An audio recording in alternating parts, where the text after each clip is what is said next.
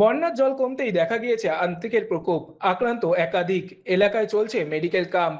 খবর পেয়ে আন্ত্রিক আক্রান্ত গ্রামে পঞ্চায়েত সমিতি ও স্বাস্থ্য দপ্তরের কর্মীদের নিয়ে ব্লিচিং ছড়ানো থেকে সচেতনতার পাঠ দিলেন মহকুমা শাসক।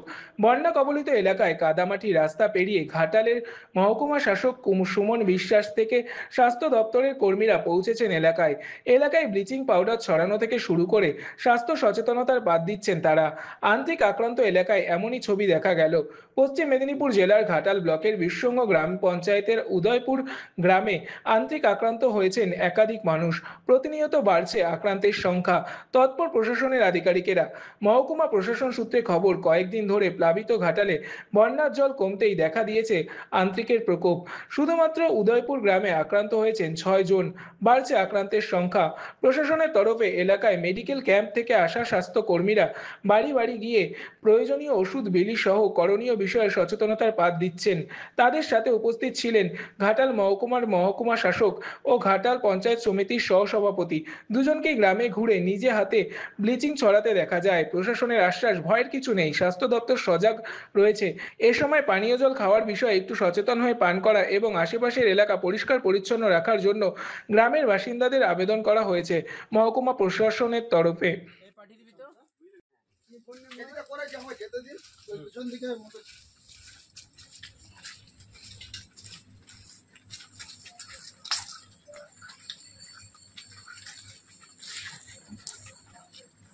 স্যার একটু এই দিকটা দিয়ে কষ্ট করে দিয়ে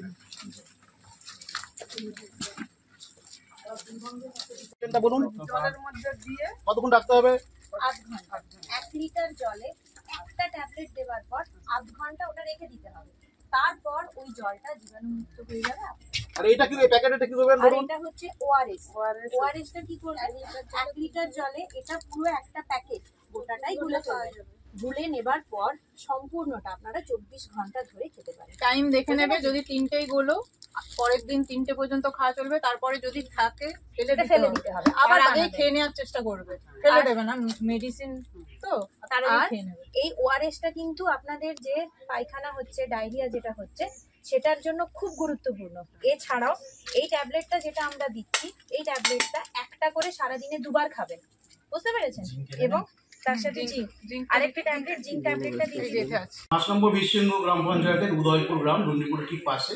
সেই গ্রাম থেকে সদ্যমাত্র জল নেমেছে এবং সেখানে আজকেই 5 জন আন্ত্রিক আক্রান্ত খবর পেয়েছিলাম। সেখানে আমি ছুটে যাই, আমার সঙ্গে মেডিকেল টিম ছিল এবং ভিসিটি টিম, যারা ব্লিচিং ছড়ায় বা এলাকা পরিষ্কার করে, সেই টিম ছিল। প্রায় 50 জনের একটি দল আমরা গেছিলাম। পঞ্চায়েত সমিতির সহকারী সভাপতি সাহেবও ছিলেন, প্রধান সাহেবও পরে গেছিলেন।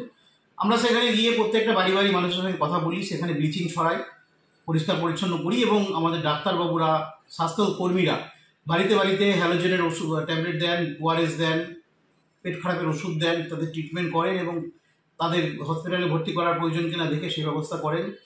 সবাইকে আমরা বলি, আশেপাশে যাদের হয়নি তাদেরকেও এই একই বার্তা দিই, সচেতনতা বার্তা, এবং সবাইকে বলেছি যেন টিউবওয়েলের জল না পান করে এই মুহূর্তে আমরা জল সরবরাহ করছি। পিএইচি দপ্তর থেকে 3টে ট্যাঙ্কার পাঠানো হয়েছে।